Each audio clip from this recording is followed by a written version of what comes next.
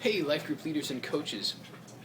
It is almost New Year's. In fact, probably as you're watching this, it'll already be the beginning of the new year. And I just wanted to take a minute to talk about what's in store this next year. Many of you all know it. Our church is growing. We're running out of room to fit people. Most of our services are growing, and it's just a really exciting time. You are seeing the effects of what you've put into place. You all are ministering and evangelizing and discipling, and it's really exciting because what we're starting to see is what we're continuing to see is some very healthy long-term growth. I'm thrilled about it. But as you know, we're coming to this next year, and I believe we're going to start seeing even more exponential growth, especially as we add the new campus in Avon Lake and so many other things that are going on. So I wanted to talk to you about some of the things that are working so that we continue doing them, and I also want to commission you to be proponents of our church culture. As our church grows, it would be very easy for whole groups of people to come in that don't understand what our church really is about. And you as the life group leader, you are the people who actually make culture happen. We can talk about it at the pastoral level, we can talk about it as staff, but you are the gatekeepers of culture. You are the ones that make it happen because you live it.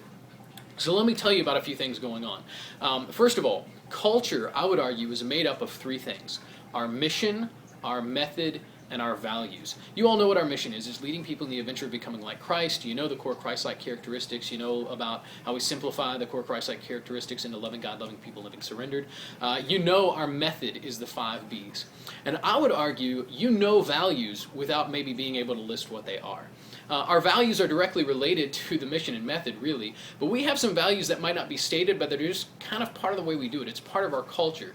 Things like trust. We're a church that trusts each other.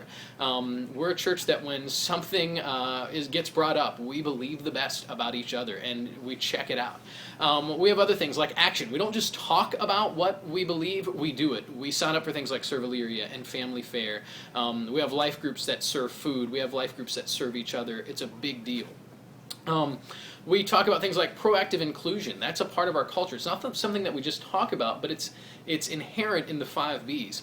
We don't believe that people should just get signed up and put in a life group, though we're happy to do that. We believe in going and getting them. When there's a guest here on Sunday, we want to reach out to that person and build a relationship with them. We believe in going and getting people, not merely letting them come to us, although when they do come to us, we believe in proactively making them feel welcome.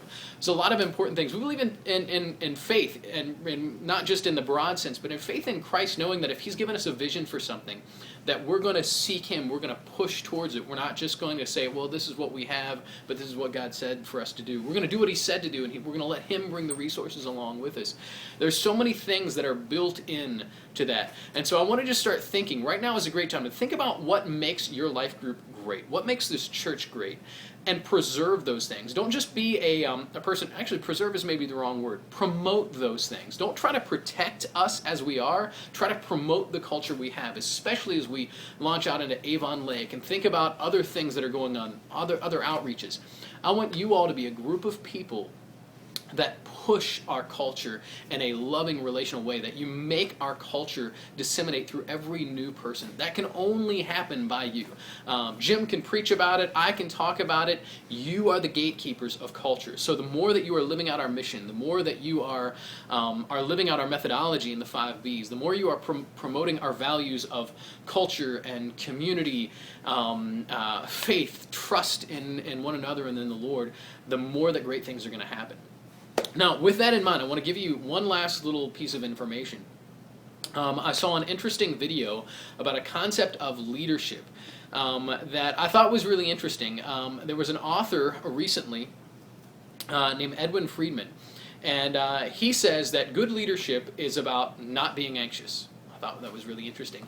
And I think it's probably an oversimplification, but he says something really interesting. He says that when a person is upset, they get anxious, they start triangulating relationships, they start gossiping, and they start working on self-promotion rather than seeking out the goal. Whereas a leader who understands what the goal is isn't really anxious. They have a certain trust in God. They have a certain trust in Him working things out. And they're moving towards that goal. They don't get caught up in things like gossip or worry or things like that. I believe that one of the things that makes you great leaders is that you live like that. that you know what your role is as a life group leader and you do it. So let me just tell you, this is a time of great excitement as our church is growing, and growth always involves change, and change often makes people anxious. So can I ask you, as leaders, be leaders that don't get anxious.